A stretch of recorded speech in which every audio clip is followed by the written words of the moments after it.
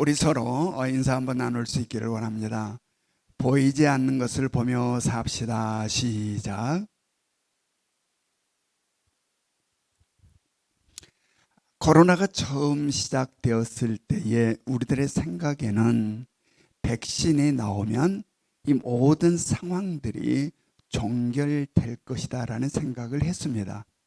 그런데 지금 백신이 나와 있는 현재에는 우리들의 생각 속에 그 모든 희망들이 거의 다 사라져 버린 것 같습니다. 전문가들은 그러한 이야기를 합니다. 이 코로나는 결코 완벽하게 퇴치시킬 수 없다라고 이야기를 합니다.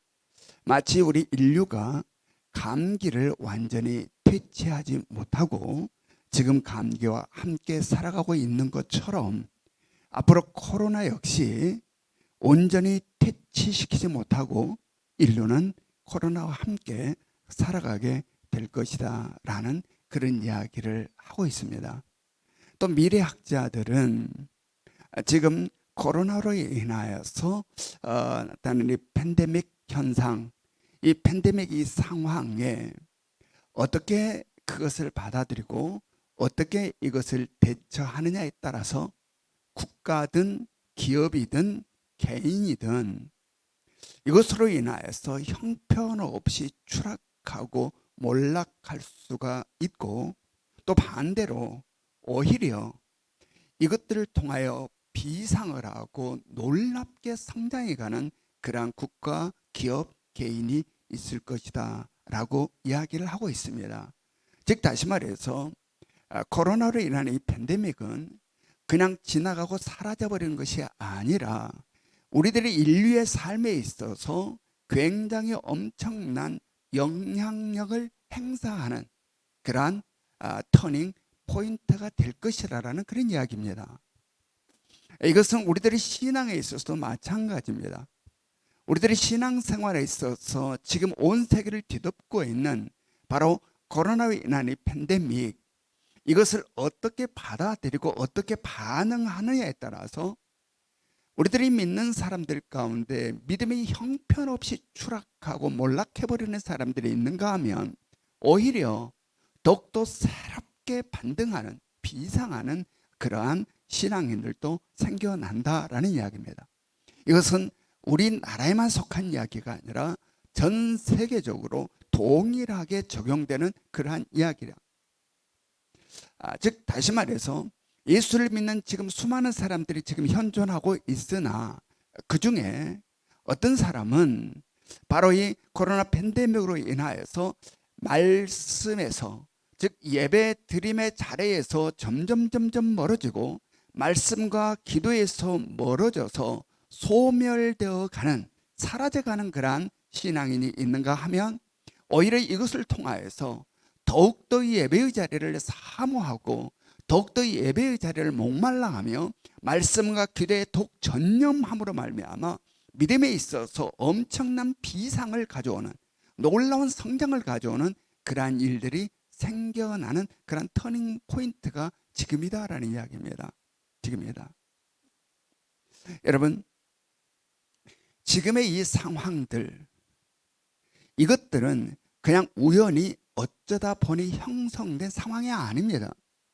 바로 성경이 말씀하고 있는 말세에, 종말의 시대에 나타나게 되는, 즉 양과 염소, 알곡과 죽정이, 곡식과 가라지로 나뉘는 이런 현상, 서로 갈라지는 그런 현상이라고 이야기할 수 있습니다. 그것은 말씀이 그대로 지금 우리들 가운데서 이루어지고 있는 그러한 현상이죠. 즉 따라서 지금 이 팬데믹은 우리들의 삶에 있어서 엄청난 영향력을 행사하고 있다라고 이야기할 수 있습니다. 지금의 이 코로나 인해서 형성된 이 상황은 우리 신앙인들에 있어서 결코 호의적이지 않습니다. 굉장히 위압 있고 억압이 있는 그런 상황, 영적으로 굉장히 짓눌림이 있는 그런 상황입니다. 우리 이것을 직시할 수 있어야 된다. 그리고 이것은 점점점 더 거칠고 강력해질 것이다. 그렇다면 우리는 어떻게 해야 될까? 위기 속에서, 영적인 이 위기 속에서 우리는 어떻게 해야 될까? 바로 이러한 우리들을 위하여 하나님께서는 오늘 본문 말씀을 통하여 두 사람을 소개시켜주고 있습니다. 바로 믿음 생활에 있어서 엄청난 위기를 만난 이 두 사람. 그런데 그 위기가 그들에 있어서 신앙의 터닝 포인트가 됨으로 말미암아 놀랍게 비상하는 놀라운 그리스도인으로서 우뚝 서게 되는 두 사람을 하나님은 우리들에게 지금 샘플로 보여주고 있다라는 이야기. 그러므로 오늘은 이 말씀을 통하여, 이 시간 하나님께서 우리에게 주신 말씀을 통하여서 우리 역시 지금 신앙의 위기를 맞이하고 있는데, 이 영적인 상황 가운데서 엄청난 위기를 맞이하고 있는데, 어떻게 우리는 이 위기를 터닝 포인트로 삼아서 오히려 추락하고 무너져가지 아니하고 오히려 비상하는 그런 놀라운 신앙인들로 설 수 있을까? 오늘 말씀을 통하여서 깨달은 바가 있기를 원하고, 우리 모두도 지금의 위기가 우리를 멋진 신앙인으로 세우는 그러한 터닝 포인트가 될 수 있기를 주님의 이름으로 축원합니다. 오늘 말씀도 계속 이어지는 그러한 말씀입니다. 예수님께서 십자가에 달려서 돌아가셨습니다. 성금요일 오후 3시경에 예수님이 십자가에 달려 돌아가시게 되죠. 그리고 그 후에 어떻게 되었다라고 성경이 이야기하였습니까? 그 뒤의 일을 우리 같이 말씀을 봅니다. 요한복음 19장 38절 말씀 우리 같이 읽겠습니다. 시작. 아리마대 사람 요셉은 예수의 제자이나 유대인이 두려워 그것을 숨기더니 이 일 후에 빌라도에게 예수의 시체를 가져가기를 구하매 빌라도가 허락하는지라 이에 가서 예수의 시체를 가져가니라. 여기에 요셉이라는 사람이 등장하고 있습니다. 그는 구약의 사무엘 선지자의 고향인, 바로 그 선지자 사무엘 선지자의 고향과 동일 지역이라고 추정되는 아리마대 출신입니다. 그래서 우리는 그를 가리켜서 아리마대 요셉 이렇게 부르죠. 이 아리마대 요셉에 대하여서는 사복음, 즉 마태복음, 마가복음, 누가복음, 요한복음의 전체 복음에서, 모든 복음에서 바로 이 아리마대 요셉을 언급하고 있습니다. 그리고 각각의 복음서에서 이 아리마대 요셉에 대해 간단하게 소개하고 있는데, 그것을 종합해 보면 아리마대 요셉은 어떤 사람이었느냐? 그는 사내들인 공회의원이었습니다. 즉 다시 말해 당시 유대 사회를 이끌어가는 최고 기관인 바로 사내들인 공회의원이었어요. 그리고 마태복음은 특별히 이 아리마대 요셉을 가리켜서 부자라는 단어를 사용하여 그의 재력이 대단했음을 바로 마태복음에서는 언급하고 있습니다. 그리고 그는 선하고 의로운 사람이었고 하나님의 나라를 사모하고 기다리는 경건한 사람이었다라고 이야기하고 있습니다. 그런데 오늘 이 요한복음에 보면 그에 대해서 어떤 이야기를 하고 있습니까? 예수의 제자였으나 바로 유대인들이 두려워서 그 사실을 숨겼다라고 이야기하고 있습니다. 즉 자신이 예수 그리스도를 믿는 자임을 숨기며 살았던 사람이라고 지금 소개하고 있는 거예요. 자, 그런 아리마대 요셉이 예수님께서 십자가에 달려 돌아가신 후에 빌라도 총독을 찾아와서 예수님의 시체를 달라고 요구를 한 겁니다. 그리고 빌라도 총독의 허락을 받아서 예수님의 시체를 받아 예수님의 시체를 장례를 지내게 되는 거죠. 자, 우리는 여기에서 아리마대 요셉에 대하여 한번 생각해 볼 수 있기를 원합니다. 그가 언제 어떻게 예수를 알게 되었고 예수를 믿게 되었는지 성경이 기록하고 있지 않아서 우리 잘 모릅니다. 그러나 그 분명한 것은 그는 예수를 알았고 예수를 믿는 사람이었다라는 이야기입니다. 그럼에도 불구하고 그는 예수를 믿는다라는 사실을 철저히 숨겼다라는 거죠.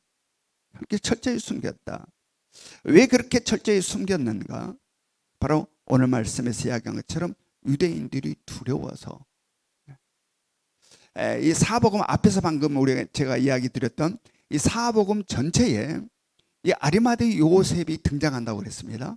근데 이 아리마대 요셉이라는 이 이름은 바로 예수님을 장례하는 이 장면에서만 등장해요.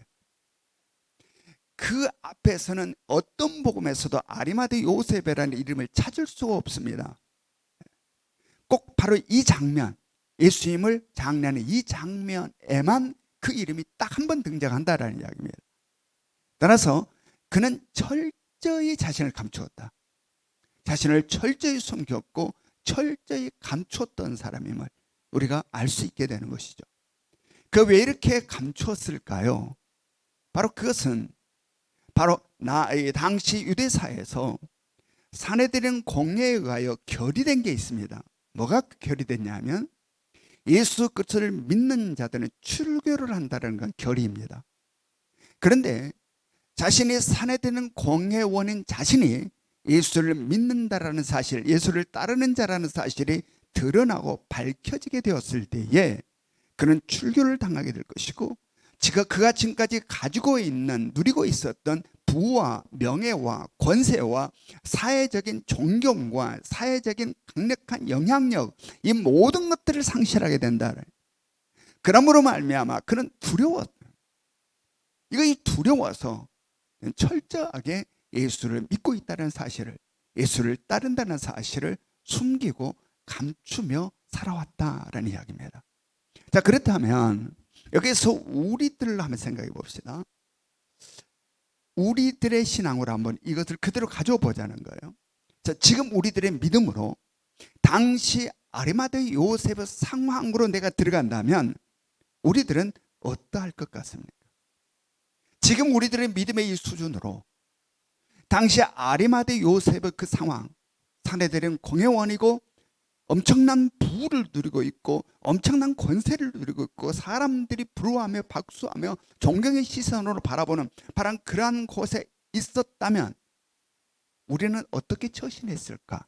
이 상황에서 아리마대 요셉하고 전혀 달리 그런 위험이 있다름에도 불구하고 당당하게 예수 믿는 자임을 드러내고 그렇게 살았을까? 아니면 아리마대 요셉처럼 구태여 내가 예수를 믿는 것을 사람들에게 드러낼 필요가 있을까?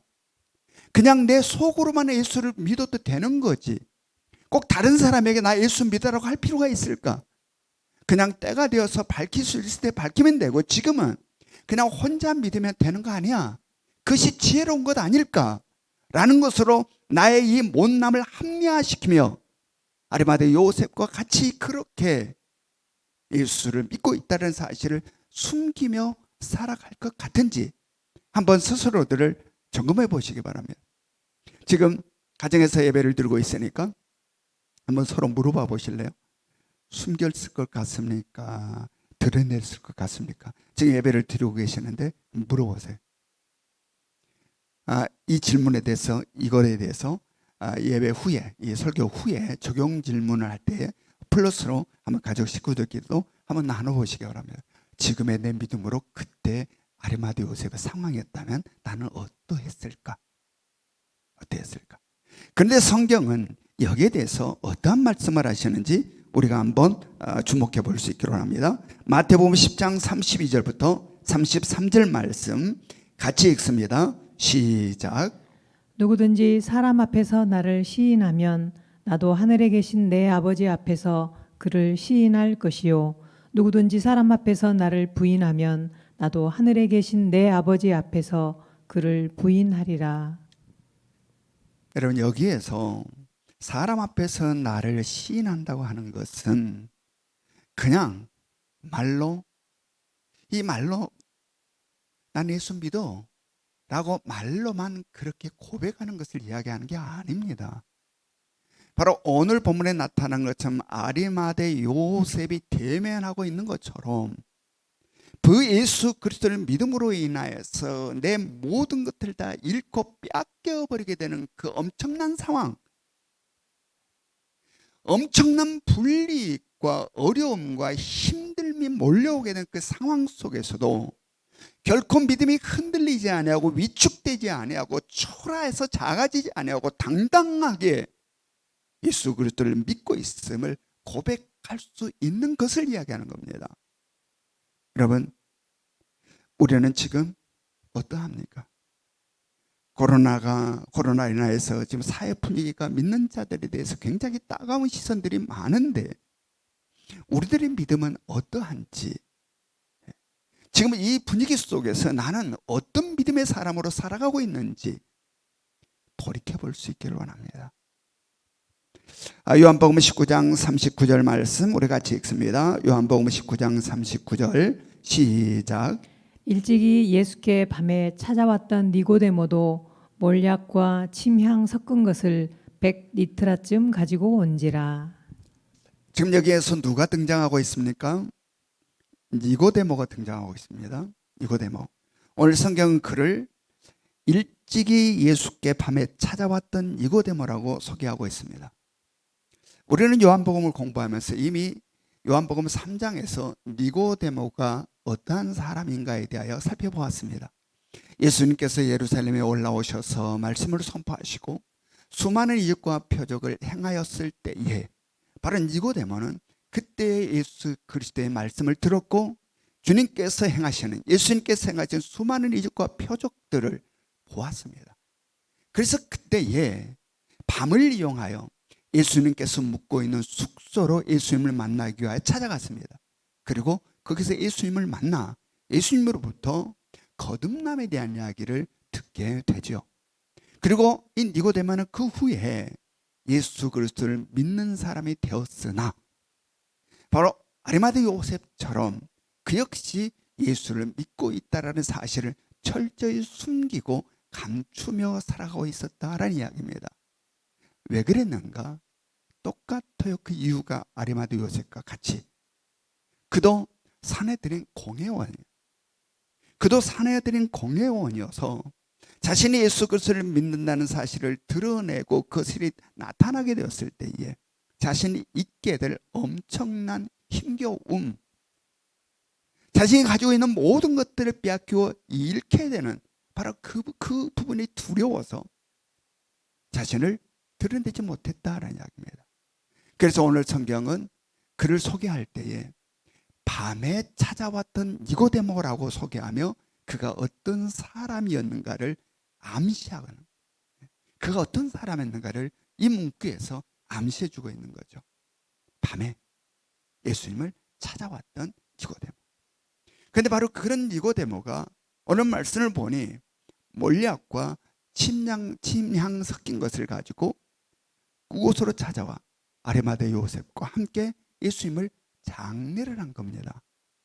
이 니고데모가 가져온 이 몰락과 침향은 굉장히 값비싼 이 향료입니다.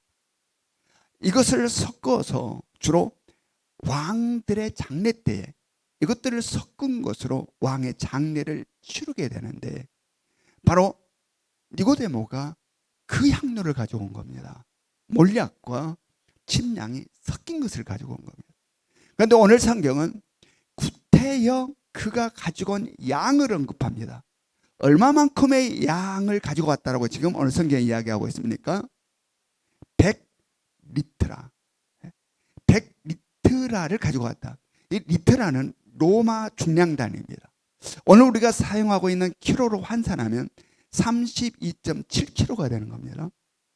여러분 요즘 수박 큰 10kg짜리 하나 들어도 무거워요? 안 무겁습니다. 20kg 쌀 굉장히 무겁습니다. 32.7kg의 이 몰약과 침약 섞은 것을 굉장히 많은 양을 가지고 온 겁니다. 왜 그랬을까? 바로 니고데모는 예수 그리스도를 왕으로 믿고 있었음을 우리가 알 수 있다라는 이야기입니다.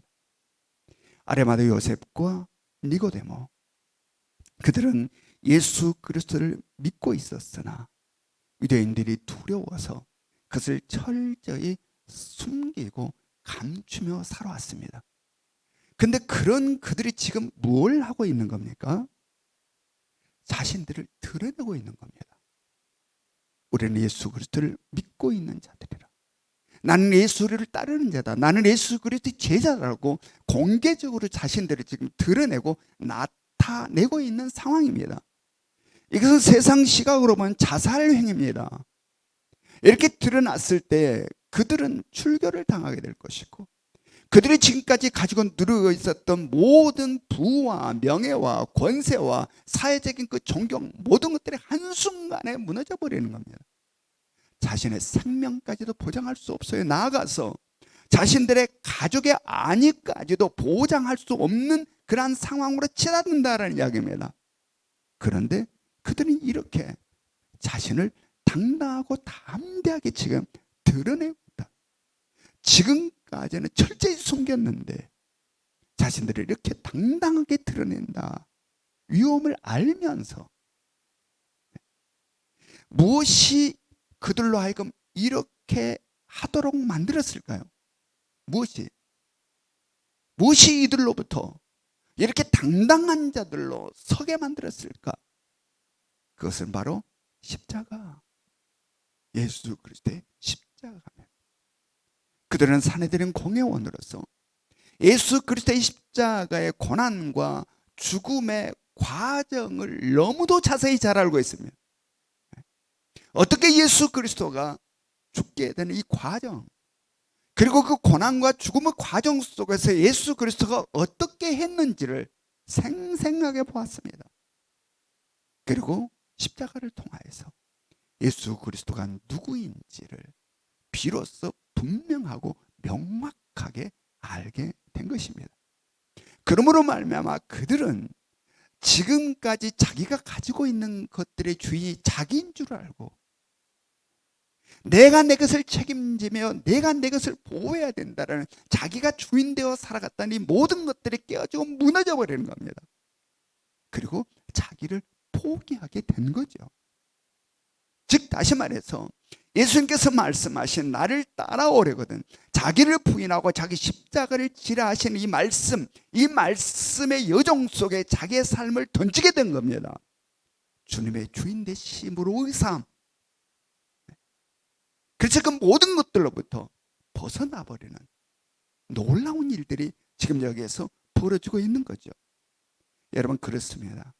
십자가는 우리로 예수 그리스도를 온전히 볼 수 있게 해줍니다. 예수 그리스도를 온전히 알게 해주시고 예수 그리스도를 인격적으로 만나게 해줍니다. 그리고 그 사랑 앞에 우리가 처절하게 무너져 버리게 만들고 그 은혜 앞에 무릎 꿇게 만들고 그의 권세 앞에 사로잡히게 만들어 버린다. 그러므로 말미암아 이 십자가를 통하여 우리는 비로소 예수 그리스도의 사람으로 온전히 세워진다. 그러고 더불어서 이 땅, 어둠의 이 땅, 죄로 가득한 이 땅, 공중 권세한 사단 마귀에 의하여 죄의 사슬에 매여 수많은 것들로 두려워하고 근심하고 걱정하며 살지 않게 만든다라는 이야기입니다. 진정한 자유, 진정한 평안, 진정한 기쁨을 누리게 만들어준다.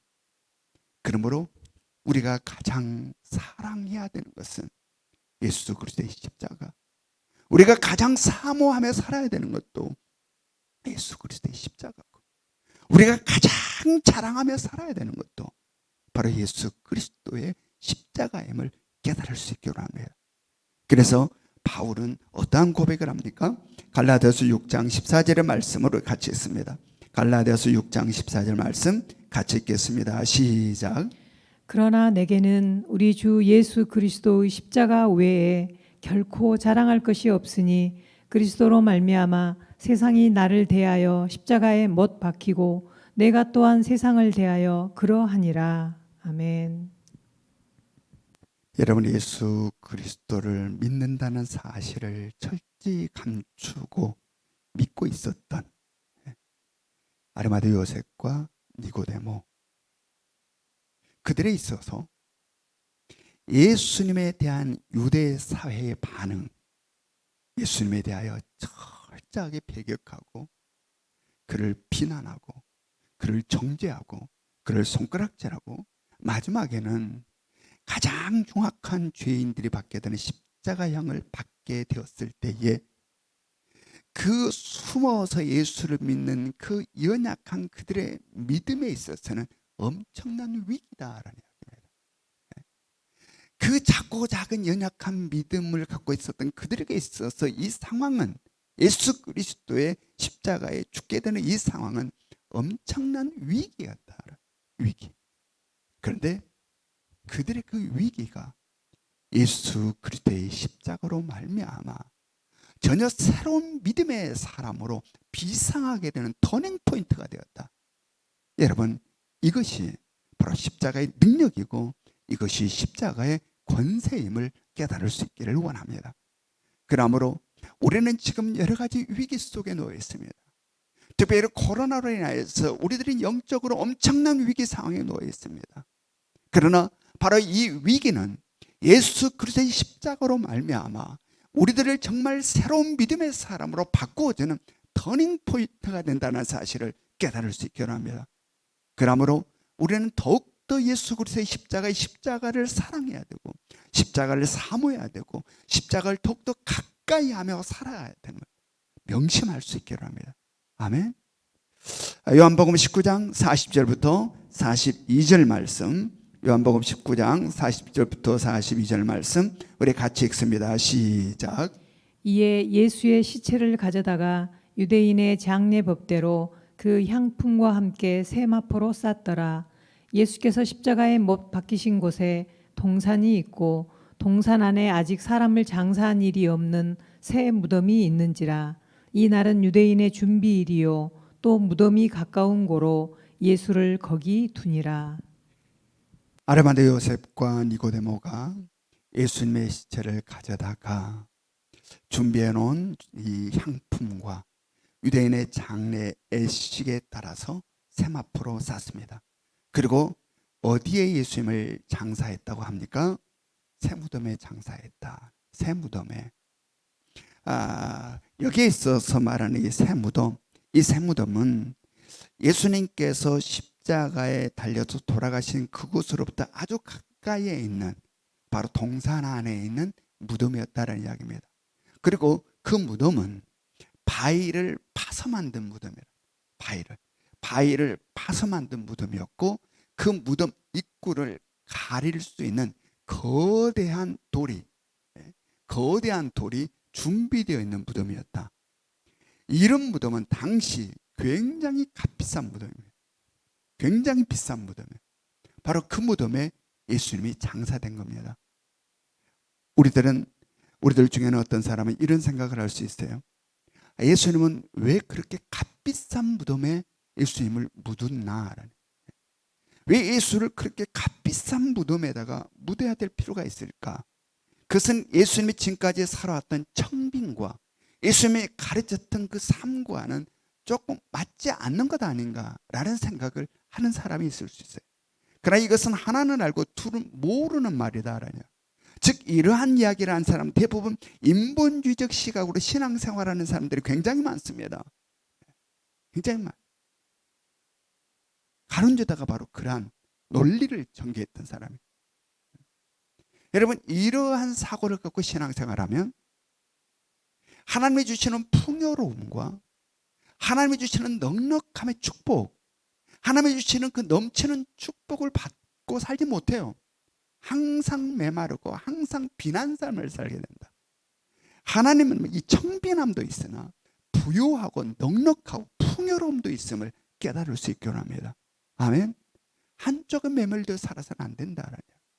그렇다면 왜 예수님의 이 장례에는 이렇게 값비싼 향료, 이 값비싼 향품들이 사용되고 이 값비싼 무덤이 지금 이용되고 있는 걸까? 왜? 그것은 예수 그리스도가 이 땅에 오심은 바로 예수 그리스도는 왕이었음을 하나님께서 드러내시고 나타내시는 하나님의 일하심, 하나님의 역사다라는 이야기입니다. 마태복음 27장 60절을 보면 이 무덤은 이 아리마대 요셉이 자기가 사용하려고 만들어 놓은 새 무덤입니다. 그런데 앞서서 아리마대 요셉은 부자라고 그랬습니까? 가난한 사람은 엄청난 재력가라고 그랬습니다. 따라서 자기가 사용하려고 만들어 놓은 무덤은 대단하게 아름답게 참으로 좋게 만들어 놓은 무덤이에요. 그런데 이렇게 준비된 이렇게 마련된 무덤에 하나님께서는 예수님을 묻히게 하신 겁니다. 여러분, 이것이 하나님의 주권적 일하심에 우리들이 인간들은 대부분 내가 땀 흘리고 내가 노력하고 내 것으로 먹고 살고 내 것으로 나는 이런 사고방식입니다. 그러나 하나님의 주권을 인정하는 우리들의 삶에 있어서는 내가 애쓰고 내가 팠고 내가 애쓰니 내가 들어가는 것이 아니다라는 이야기입니다. 하나님의 주권, 이렇게 준비하고 마련된 그곳에 예수 그리스도를 묻히게 하는 하나님의 주권적인 역사, 그러므로 우리들의 모든 삶에 있어서는 내가 주인 되어서 내가 주권적으로 살아가는 인생은 참으로 고달프다. 그러나 하나님에 의하여 하나님의 주권적인 통치와 다스림 속에서 살아가는 인생은 바로 이러한 축복이 있음을 깨달을 수 있기를 원합니다. 바로 이러한 것은 그냥 있는 게 아니라 하나님께서 이미 구약 말씀을 통하여 예언하신 말씀의 성취입니다. 즉 다시 말해서 메시아에 대한 예언의 말씀의 성취라고 할 수 있습니다. 이 부자 아리마대 요셉의 무덤에 묻히는 것은 하나님께서 이미 구약을 통하여서 메시아에 대한 예언의 말씀의 성취다는 거죠. 자, 이사야 53장 9절의 말씀 봅니다. 이사야 53장 9절의 말씀 같이 읽겠습니다. 시작. 그는 강포를 행하지 아니하였고 그의 입에 거짓이 없었으니 그의 무덤이 악인들과 함께 있었으며 그가 죽은 후에 부자와 함께 있었도다. 예수님께서 돌아가신 시간이 몇 시라고 그랬습니까? 성금요일 오후 3시입니다. 이제 오후 6시가 되면 안식일임과 동시에 유월절이 시작됩니다. 따라서 이 장례를 오후 6시가 되기 전에 장례를 마쳐야 합니다. 그러므로 굉장히 촉박합니다. 그런데 어떻게 이 촉박한 시간에 예수님의 장례가 진행되었습니까? 어떻게? 무덤이 어떻게 준비되어 있었어요? 바로 예수님이 돌아가신 그 십자가에서 돌아가신 그곳으로부터 아주 가까운 곳에 새 무덤이 준비되어 있었다는 이야기예요. 새 무덤이. 그리고 지금까지는 예수를 믿는지조차도 몰랐던 아리마대 요셉과 니고데모가 모든 장례에 필요한 모든 물건들을 다 가지고 와서 그들에 의하여 장례가 진행되었다는 이야기입니다. 여러분, 이것을 무엇으로 설명할 수 있을까요? 이 촉박한 이 시간에 이렇게 장례가 진행되는 것을 무엇으로 설명할 수 있을까? 우연히 어쩌다 보니 이런 일이 생긴 걸까요? 아니요. 바로 철저한 하나님의 일하심에 그 무엇으로도 설명이 안 돼요. 설명이. 예수님이 돌아가신 바로 가까이에 새 무덤이 준비되어 있었고 예수를 믿는지도 몰랐던 아리마대 요셉과 니고데모가 그 모든 향품들을 다 가져가서 예수님을 장례를 지낸다. 그 무엇으로도 설명이 안 된다라는 이야기입니다. 오직 하나, 하나님의 일하심. 여러분, 이것이 바로 우리들의 삶 속에서 일하고 계신 하나님임을 우리가 깨달을 수 있기를 원합니다. 하나님은 분명 우리들을 통하여 하나님의 구원의 역사를 이루어 나가십니다. 그러나 그 하나님의 구원의 역사의 중심에서는 누가 일을 하신다? 하나님이 일을 하신다라냐? 하나님이. 그러므로 말미암아 하나님의 구원의 역사는 그 어떤 것에 의하여서도 멈추거나 중단될 수 없고 그 어떤 것에 의해서도 방해받을 수 없이 거침없이 마지막을 향해서 전진해 간다.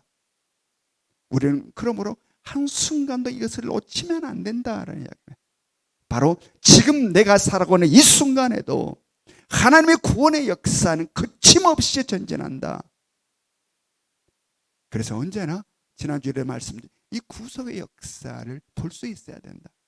세상 것에 휘둘려서 횡청횡청 살아서는 안 된다라는 이야기. 따라서 우리는 여기에서 아리마대 요셉과 니고데모의 터닝 포인트를 다시 한번 생각해 볼 수 있기를 원합니다. 그들은 예수 그리스도를 믿고 있었음에도 불구하고 두려워서 자신들이 믿는다라는 이야기를 꺼내지 못하고 살았다. 꺼내지 못하고 살았다. 그런데 유대 사회의 분위기는 굉장히 예수님에 대해서 부정적이었고 특별히 산헤드린 공회 내에서는 예수님에 대한 비난, 그에 대한 정죄, 그에 대한 비판, 이것들이 사내들인 공회에서는 가득했어요. 가장 강력하게 예수 그리스도를 비난하고 그를 정죄함이 사내들인 공회 속에서 일어나고 있었습니다. 근데 지금 이들이 어디에 소속되어 있는 자들이라고 그랬습니까? 바로 그 사내들은 공회원입니다. 자신이 속해 있는 이 사내들은 공회가 가장 예수 그리스도에 대하여 아주 비판적이고 아주 부정적이었던, 그래서 그러한 이야기가 아주 가득한 것이 사내들은 공회. 바로 이 두 사람은 거기에 속해서 생활하고 있었어요. 수많은 예수 그리스도에 대한 비난과 비평, 이런 것들이 팽배했을 때 그들은 그들 앞에서 아니다, 예수 그리스도는 그러한 자가 아니다, 예수 그리스도는 이러한 자다라고 당당하게 이야기를 하지 못하는 겁니다. 엄청난 것들로 예수 그리스도를 비판하고 비난함에 불구하고 한마디도 꺼내지를 못하는 거예요. 사내들은 공회 속에서. 그러면서 그들의 마음은 어땠을까요? 그 사내들은 공회 속에서 살아가고 있는 그들의 삶, 늘 그 공동체 속에 있었던 그들의 마음은 어땠을까? 얼마나 괴로웠겠습니까? 얼마나 괴로웠겠어요. 왜 예수 그리스도에 대해서 아니야 라고 이야기할 수 없는 자신들의 이 부끄러운 모습, 얼마나 힘들었을까?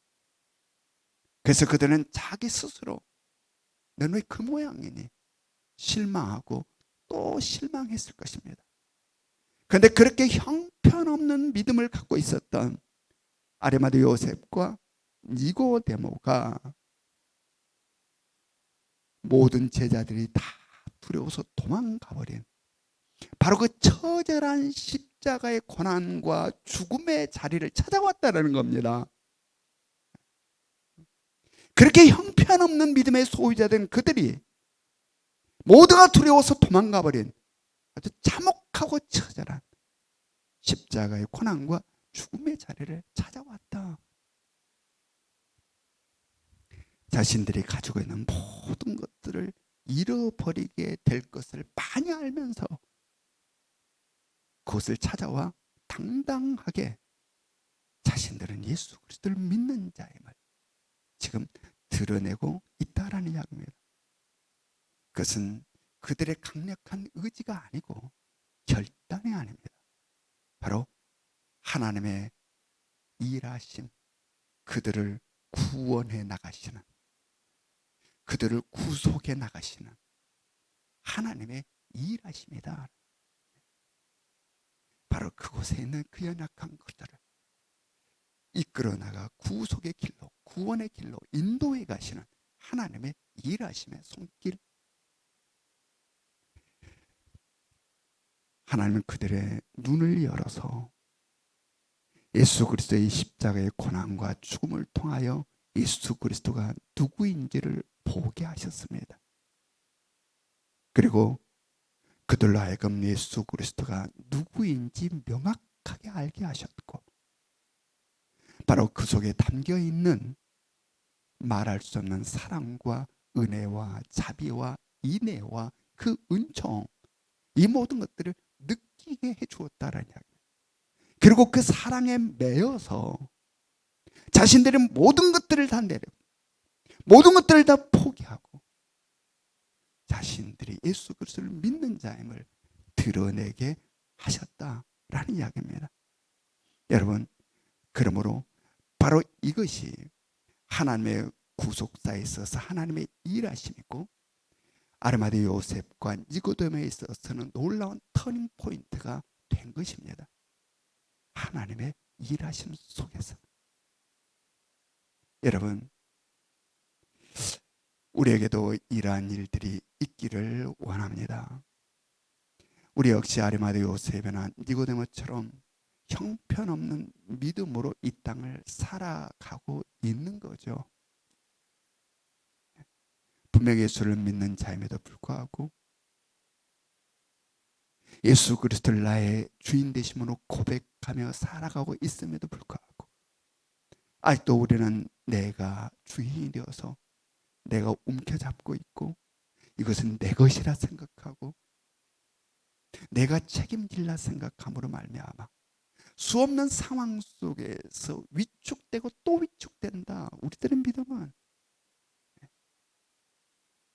산들이는 광야 속에서 말 한마디 못하고 있는 아리마대 요셉과 니고데모처럼 우리는 이 땅을 살아가는 수많은 상황 속에서 우리의 믿음을 형편없이 작아지고 초라하게 그지없고 위축되고 또 위축되는 경우가 얼마나 많은지 모른다. 주님께서는 나를 따라오려거든 자기를 부인하고 자기 십자가를 지고 따라오라 하신 주님의 말씀을 너무나도 잘 알면서도 우리는 주님의 주인됨이 아닌 내가 주인되어 이거 빼앗겨버리면 어떻게 하지? 이거 잃어버리면 어떻게 하지? 말할 수 없는 두려움, 그로 인한 말할 수 없는 근심과 염려 속에 위축되고 또 위축되어 가는 삶. 그래서 우리 스스로 넌 왜 그 모양이니? 너의 신앙은 왜 이러니? 실망스럽고 또 실망스러울 때가 얼마나 많은지 몰라요. 그러나 실망하지 마시기 바랍니다. 낭망하지 마시기 바랍니다. 누가 아리마대 요셉과 니고데모를 이렇게 놀라운 사람으로 일어설 수 있도록 해주셨습니까? 구원의 역사를 이끌어 가신 하나님의 일하심의 손길. 아멘. 비록 우리들의 모습 내 스스로 실망스럽고 또 실망스러운다 할지라도 구원의 역사를 이끌어 가신 하나님의 손길에 가요 우리들의 삶은 놀라운 터닝 포인트를 만날 수 있음을 기억하시기 바랍니다. 지금 우리는 코로나로 인해서 영적인 위기를 맞이하고 있습니다. 그러나 이 위기는 하나님의 구속의 역사 속에 하나님의 일하심의 손길로 말미암아 우리들에게는 놀라운 새로움의 믿음의 사람으로 바뀌는 터닝 포인트가 될 것입니다. 그러므로 하나님을 더욱더 기대할 수 있기를 원하고 하나님을 더욱더 신뢰할 수 있기를 원하고 그래서 바로 위기 속에서 우리 모두가 새로운 믿음의 사람들로 온전히 바뀌어버리는 그런 터닝 포인트의 기쁨이 우리 모두의 삶에 있기를 주님의 이름으로 축원합니다. 우리 적용 질문 같이 읽겠습니다.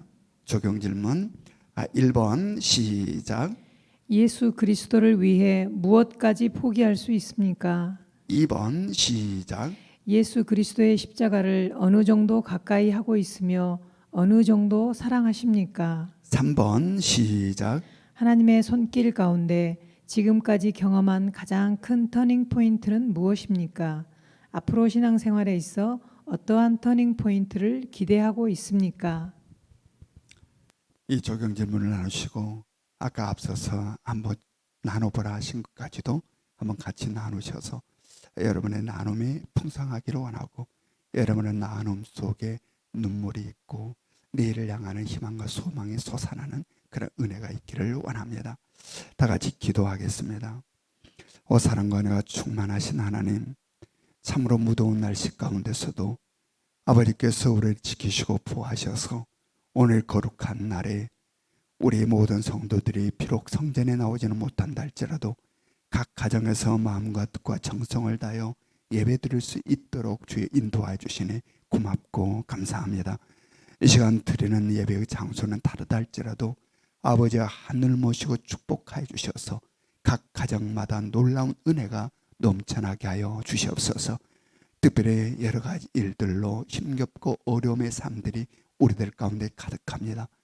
코로나로 인해서 형성된 사회 분위기는 우리들의 믿음의 생활에 있어서 엄청난 위협으로 다가오고 있습니다. 그러므로 말미암아 우리들의 믿음이 점점 무너져가고 예배의 자리를 떠나고 말씀과 기도에서 멀어져가는 우리들의 모습들이 생겨나고 있습니다.